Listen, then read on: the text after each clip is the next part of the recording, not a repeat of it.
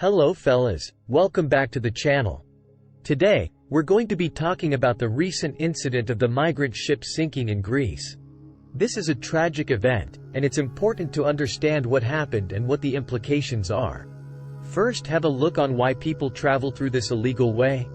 Libya's ongoing crisis, alongside instability in neighboring countries, has allowed a large people smuggling business to develop, making Libya a hub for moving migrants across the Mediterranean into Europe.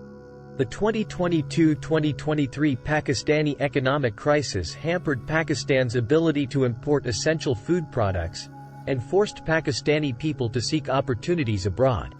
The Northern Africa to Italy sea route for migrants seeking to get to Europe has been declared the deadliest on Earth by the IOM, which has recorded 21,000 deaths since 2014. They head for Italy, across the sea from Libya, as it is closer to Western Europe than Greece. Such maritime smuggling routes into Europe have seen an increasing number of fatal incidents. 3,800 people died in 2022 while traversing migrant and refugee routes from the Middle East and North Africa. On the 26th of February 2023, at least 94 people died when a wooden boat from Izmir, Turkey, sank off of Cutro in southern Italy in the deadliest Mediterranean. Let's find out what happened on June 14, 2023. The boat, named the Andriana, had departed from Tobruk, a city in Cyrenaica, Libya, south of the Greek island of Crete, on the 10th of June 2023. The vessel carried an excessive number of people, well above its capacity. According to Alarm Phone, a European rescue support charity who claimed to have received a distress call from the vessel, up to 750 people were aboard. The ship was a fishing boat, and was estimated to be around 20 to 30 meters, 66 to 98 feet, long. The Andriana was destined for Italy.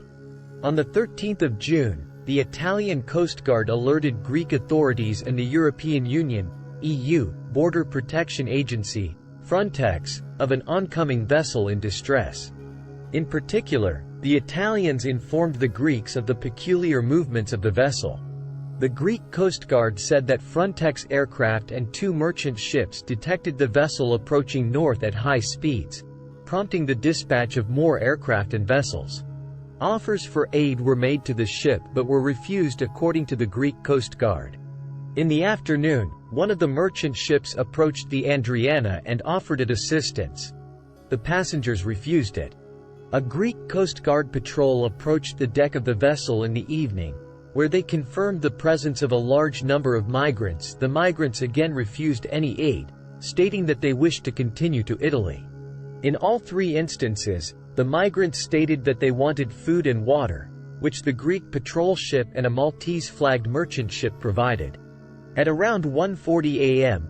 EEST, on the 14th of June, the Greek Coast Guard learned that the Andriana's engine had broken down. After receiving a plea for aid, Coast Guard officers then approached the ship. They stated that they then saw the boat take a right turn, then a sharp left, and then another right so big that it caused the vessel to capsize. Around 10 to 15 minutes later, the Andriana sank, sending its passengers into the waves of the Ionian Sea.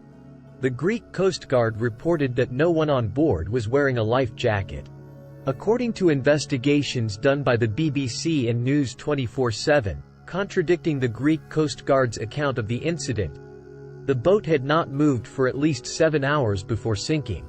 Immediately following the sinking, the Greek Coast Guard and the military initiated a massive search and rescue operation.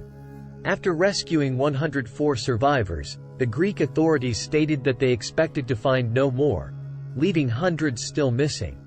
The survivors, the majority of whom are men, reported that the smugglers kept the women and children locked in the hold.